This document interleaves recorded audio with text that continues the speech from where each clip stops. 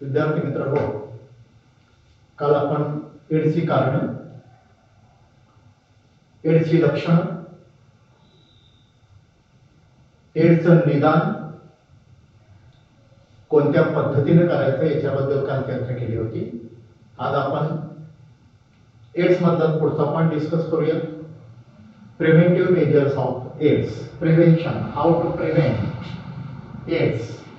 Prevention, or we can say preventive measures of AIDS. There are different preventive measures for AIDS. The first one, that is avoid unsafe sexual contact. Avoid indiscriminate sex. Avoid multiple sex partners. तर हा पहिला महत्वाचा मुद्दा आहे की त्याच्या मार्फत आपल्याला प्रिव्हेंशन करता येऊ शकतं, तो टाळता येऊ शकतो. एड्स 100% टाळता येऊ शकतो, फक्त आपण त्या पद्धतीने वागलं पाहिजे.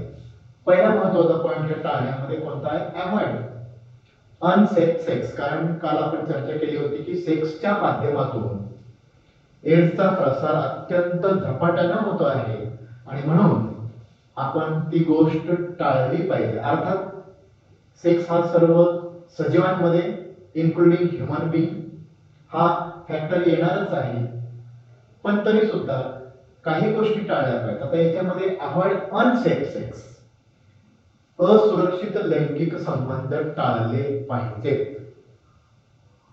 आपल्याला माहिती आहे आपल्या कल्चरमध्ये, सोसायटीमध्ये, संस्कृतीमध्ये विवाहपूर्व संबंधाला मान्यता नाही. त्याचबरोबर विवाह बाह्य संबंध सुद्धा आपल्याकडे मान्य नाहीत आणि त्याच्यामुळं त्या गोष्टी आपण टाळल्याच पाहिजेत निश्चितपणे. एकतर विवाहपूर्व संबंध असता कामा नये आणि त्याचबरोबर विवाह बाह्य संबंध सुद्धा असू नये किंवा टाळले पाहिजे, जेणेकरून एड्सचा प्रसार रोखता येऊ शकतो. आपल्याला माहिती आहे साधारणपणे जर ही गोष्ट आपण केली नाही, परक्या व्यक्तीबरोबर समजा विवाहित असेल तर विवाह बाह्य संबंध टाळले पाहिजेत आणि विवाह झाला नसेल तर काही दिवस थांबलं पाहिजे विवाह होईपर्यंत, म्हणजे विवाहपूर्व लैंगिक संबंध टाळले पाहिजेत. आणि काही व्यक्तींमध्ये असं आपण पाहतो, काही जणांच्या मध्ये हे शक्य तसं आहे, पण त्यांना शक्य करायचं नसतं, त्यांच्या सवयी चांगल्या नसतात आणि मग या व्यक्तींमध्ये, अशा माणसांमध्ये विवाह बाह्य संबंध आढळतात की त्याला आपण म्हणतो अनैतिक संबंध आढळतात आणि त्याला निश्चितपणे मान्यता नाही, पण तरी ते आढळतात. ते टाळलं पाहिजे. विवाह बाह्य संबंध टाळल्यामुळं काय होणार आहे? परक्या व्यक्तीची हिस्ट्री आपल्याला माहित नसते आणि त्याच्यामुळे आपल्याकडे एड्स येण्याची शक्यता आहे, म्हणून हे सगळं टाळायचं. म्हणजे लग्नाच्या अगोदर जसं आपण म्हणतो, याच्यामध्ये लग्नाच्या अगोदर जय हनुमान आणि लग्नानंतर जय श्रीराम. लक्षात आलं असेल? ओके, जय हनुमान आणि जय श्रीराम या दोन गोष्टी लक्षात ठेवायच्या. म्हणजे अनसेफ सेक्स, कारण याच्यामध्ये आपल्याला लग्नाच्या अगोदर तुमचा जर जोडीदार असेल तर त्याची पूर्ण हिस्ट्री माहीत नसतेच विशेष करून, आणि म्हणून ते टाळलं पाहिजे. पहिले ही महत्वाची घटना आहे, महत्वाची गोष्ट आहे, महत्वाचा फॅक्टर आहे आणि म्हणून असुरक्षित लैंगिक संबंध टाळा.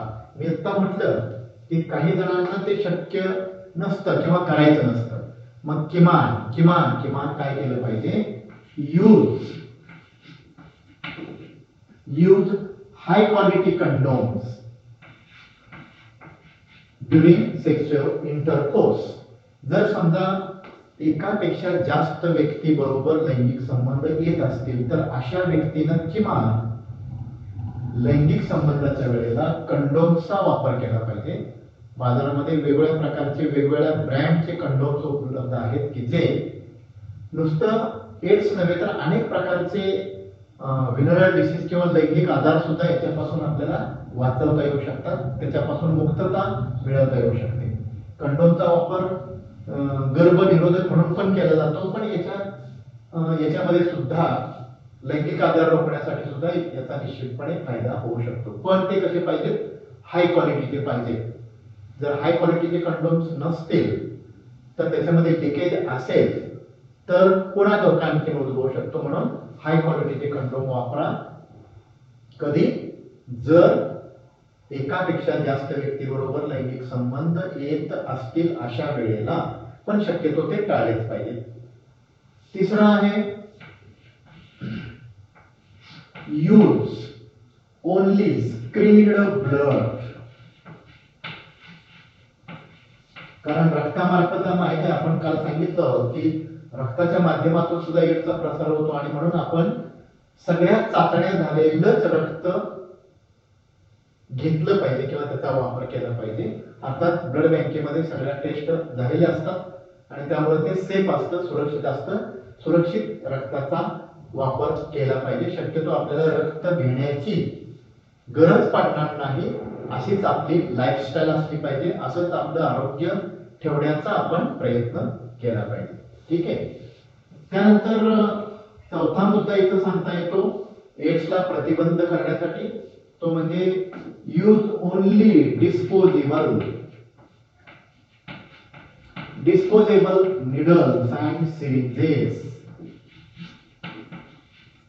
Use only disposable needles and syringes म्हणजे आपण जर एखाद्या क्लिनिक मध्ये गेलो, काय थंडी, ताप, सर्दी, काय डोकं दुखते, आणखीन कुठं काय पोटात दुखते किंवा आणखीन कुठला तरी आजार आहे, याच्यासाठी आपण दवाखान्यामध्ये गेलो, इंजेक्शन घेण्याची गरज पडली तर अशा वेळेला काय केलं पाहिजे?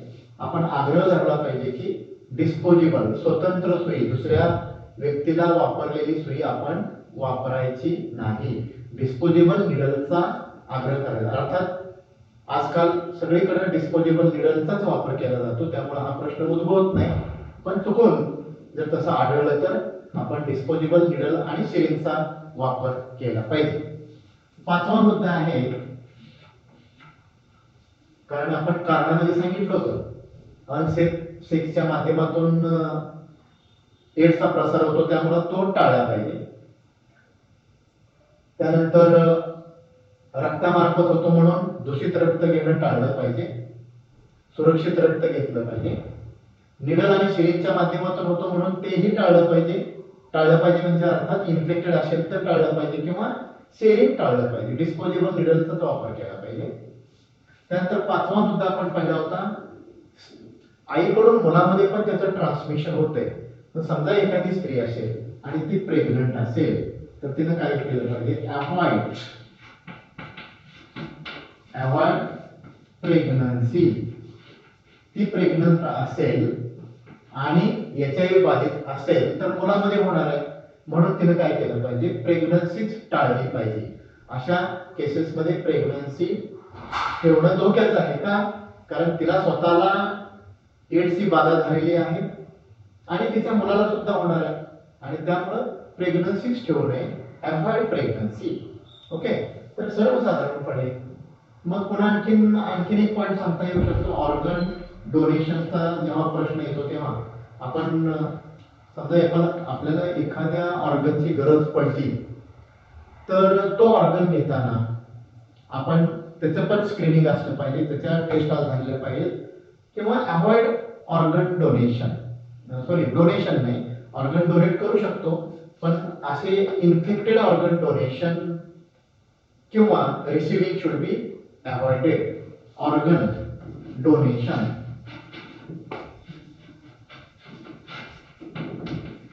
किंवा organ transplant, infected organ transplantation should be strictly avoided. तर याच्या सहाय्याने आपल्याला एड्स वरती नियंत्रण करता येऊ शकतो. We can prevent AIDS by these factors, these points. These are the points by which we can prevent AIDS. These are the preventive measures. Okay. अशा पद्धतीने आपण एड्स टाळू शकतो, 100% टाळू शकतो. या गोष्टी लक्षात ठेवल्या की एड्स 100% टाळू शकतो. ओके. आता आणि हेच महत्वाचं आहे, कारण पुढे आपण बघूया क्युअर किंवा कंट्रोल. प्रिव्हेन्शन झाल्यानंतर कंट्रोल कसं करायचं किंवा क्युअर हा आजार बरा कसा करायचा.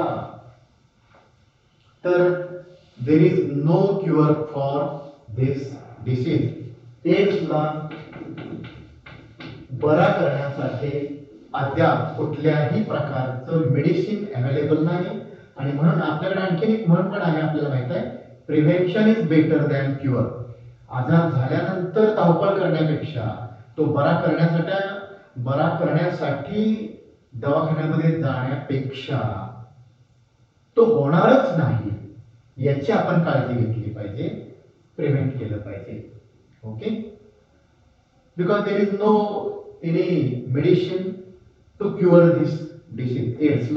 एड्सवरती कुठल्याही प्रकारचं औषध उपलब्ध नाही. तरी सुद्धा काही औषध आहे की ज्याच्या मार्फत इम्युनिटी वाढवली जाते किंवा रोगप्रतिकारक शक्ती त्याची वाढवली जाते. उदाहरणार्थ EFV, इफॅव्हिरेन्स, EFV हे एक मेडिसिन आहे.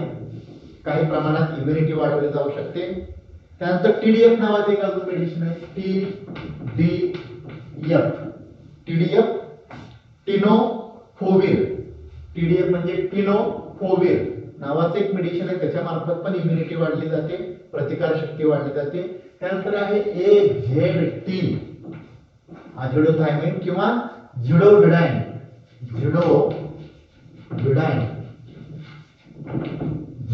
याच्या मार्फत सुद्धा प्रतिकार शक्ती वाढू शकते. त्याचबरोबर लॅमिविडाइन ही मेडिसिन्स आपली प्रतिकार शक्ती वाढवू शकतात, पण एड्स पूर्ण बरा होऊ शकत नाही. एकदा एड्स झाला की 100% मृत्यू. अर्थात 100% मृत्यू तर सगळ्यांनाच आहे, पण एड्स झाला की अकाली मृत्यू म्हणतोय आपण, अकाली मृत्यू. लवकरच लाईफस्पॅन संपण्याच्या अगोदर डेफिनेटली मृत्यू होणार आहे. आणि म्हणून आपण तो टाळला पाहिजे. टाळणं आपल्या 100% हातामध्ये आहे. आपण ते 100% करू शकतो. ओके, फक्त एवढे मुद्दे लक्षात ठेवायचे. लैंगिक संबंध अतिशय महत्वाचा पॉइंट आहे. तो अतिशय जबाबदारीनं केला पाहिजे किंवा तो टाळलाच पाहिजे. नको त्या व्यक्तीबरोबरचा लैंगिक संबंध टाळलाच पाहिजे. ओके, तर त्यामुळे एड्सची बाधा होणार नाही किंवा आपल्याला तो रोखता येऊ शकतो. ठीक आहे. आता काल तुम्हाला मी एड्सचं निदान कसं करायचं याच्यासाठी 2 टेस्ट सांगितले होते. त्यातली पहिली टेस्ट आहे एलायझा टेस्ट किंवा डायग्नोसिस. पुढे आपण कोणते टेस्ट आहेत? 2 टेस्ट आहेत. कोणत्या? त्यातली पहिली टेस्ट आहे एलायझा, ELISA, एन्झाइम लिंक्ड इम्युनो सॉर्बंट ऍसे. हा त्याचा लॉंग फॉर्म आहे. अर्थात ही पहिल्यांदा टेस्ट घेतली जाते आणि जर समजा ही पॉझिटिव्ह आली तर कन्फर्म करण्यासाठी दुसरी टेस्ट घेतली जाते की त्या टेस्टचं नाव आहे वेस्टर्न ब्लॉट टेस्ट. ही 100% कन्फर्मेटिव्ह टेस्ट आहे. आणि मग ही टेस्ट पॉझिटिव्ह आली की फक्त दिवस मोजायचे, आज की उद्या, म्हणजे मरण कधी आहे हे मोजत बसावं लागणार. कारण टेस्ट पॉझिटिव्ह आली म्हणजे लवकरच त्याचा मृत्यू निश्चितपणे आहे.